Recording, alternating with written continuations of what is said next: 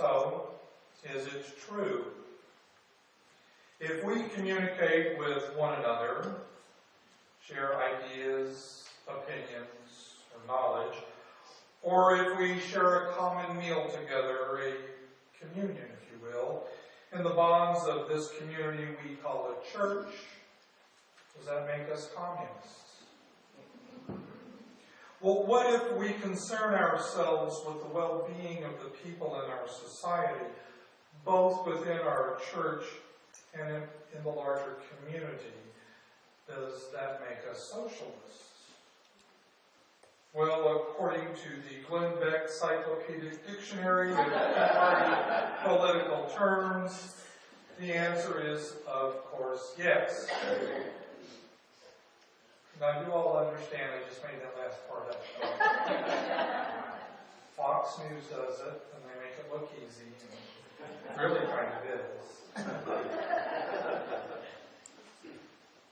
But to be fair and a little more accurate, Glenn Beck is on record saying that institutions such as Westside are both and simultaneously communist and socialist. And that real Americans should avoid an institution like ours.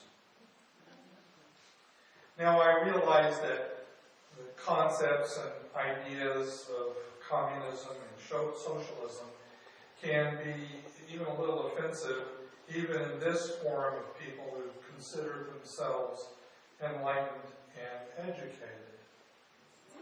In fact, I remember very well a reflection given to our congregation many years ago when we were still at our McCart Avenue location. It was a reflection delivered by Nancy Van Boskirk, and in her reflection, she mused that it might be beneficial to our country if no one were allowed to inherit property or wealth, a purely communist ideal. Well, the collective gasp sucked so much oxygen out of the air, I almost passed out. You remember that, don't you, Dan?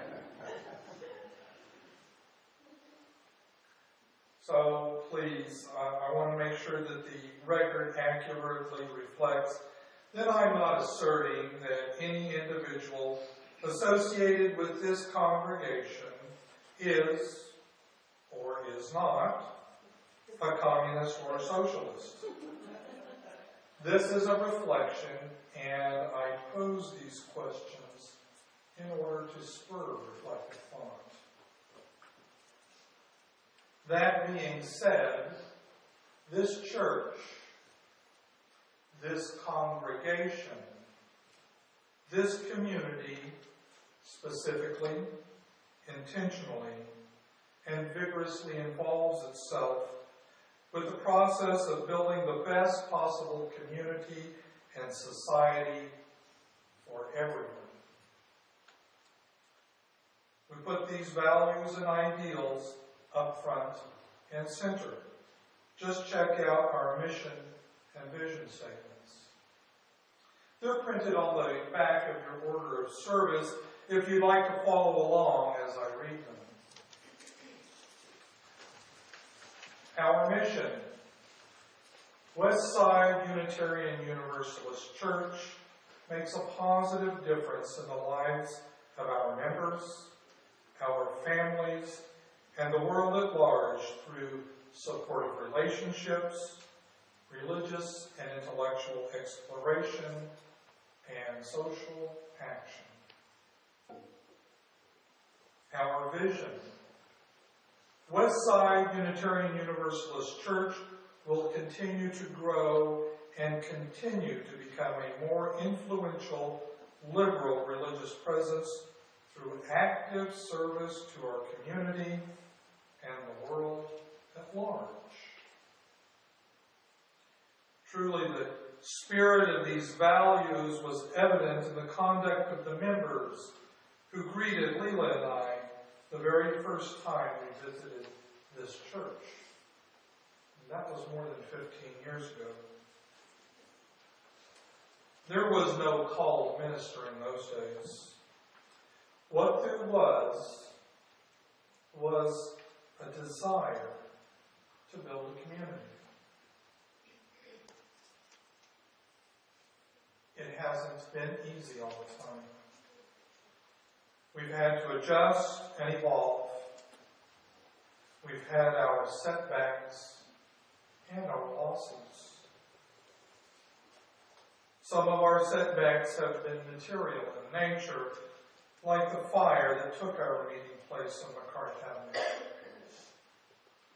That event required us to pull together, to think outside the box. It set us on a year-long odyssey to find our current church home. And believe me, there were many pitfalls along the way, mistakes were made, and there were anxious times, and long, long meetings. Did I mention the long meetings? Many of them. But through the whole process, you see, we never lost faith in each other. We never lost faith in our community. Other losses not only challenged us, but also broke our hearts. Dick Smith was one of the early members of this church whose talent, intellect, and leadership set the foundation for much of what we do today. An assassin's bullet took him from us far too soon. Limited time prevents me from detailing the many, many ways Dick touched the lives in this church and the community at large. I remember once leaving a board meeting, Sam Shaw, who was our part-time minister at the time, Howard McMahon and I were just kind of gabbing as we were leaving the church, and Dick, in sort of an offhanded way, remarked how he felt as though he benefited from his efforts at Westside more than Westside itself. We named the award we give yearly for Volunteer of the Year for Dick because of our great esteem for this wonderful man. This loss, too, required others to step up and take on jobs we had hoped Dick would have done. No one stands out in my mind more than Brent Baldwin, whom we have lost to a well-deserved retirement in the mountains of Colorado. I remember the confidence I felt when she was in charge of organizing something. And I know that others shared that confidence. Her unique talent for motivating others and seeing projects through to completion are missed. And yet, we carry on. Now we stand at the precipice of yet another major challenge to our community. The longest serving minister of this congregation has left. What was that guy saying? I'm just kidding. Russell was instrumental in how the heart and soul of this congregation developed. I'll give just one example to illustrate this assertion. It was under Russell's tutelage that this congregation undertook and accomplished the requirements to be certified as a welcoming community by the Unitarian Universalist Association of Churches. And no, this wasn't just some gimme that they handed out for filling out a form. We actually had to earn this distinction as a congregation. And now, we embark on the process to find his replacement. To whom do we turn? Well, to us. The board of directors who we've elected, the committee on ministry selected by collaboration of the board and Russell, and all of us. You see, we all must be engaged in this process. We have to ask questions when we don't know the answer to something. We have to ask questions when we don't understand an issue. We must also be responsive to our leaders so they can do the job we've asked of them.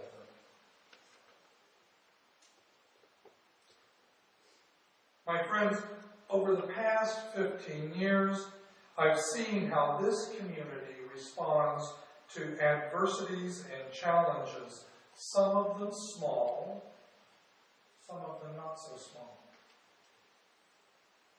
Yet in every travail, I've observed that this church, this congregation, this community has gotten stronger. We've gotten stronger because of the wisdom of our founders and the dedication of every member and friend of this community to our mission and vision.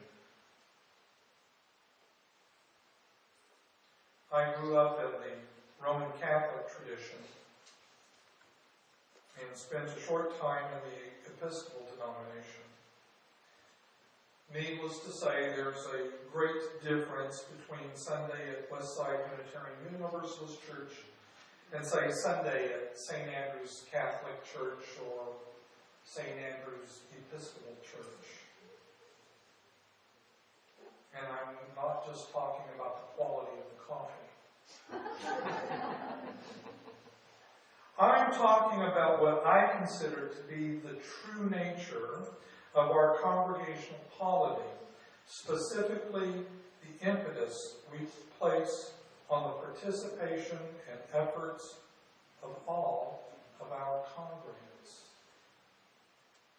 Everything that's done here, every job that's done is important to this community. Everything from helping out in the kitchen on Sundays to making the hard decisions as president of this congregation. Everyone that participates, every person who attends a committee meeting, does an important thing in the life of this church. And we don't rely on the personality or charisma of a minister or the power of some hierarchical system to motivate and guide us.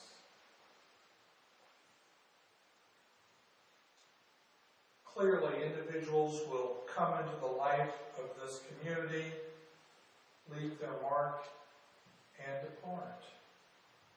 But just as clearly, the life of this community will go on into the future.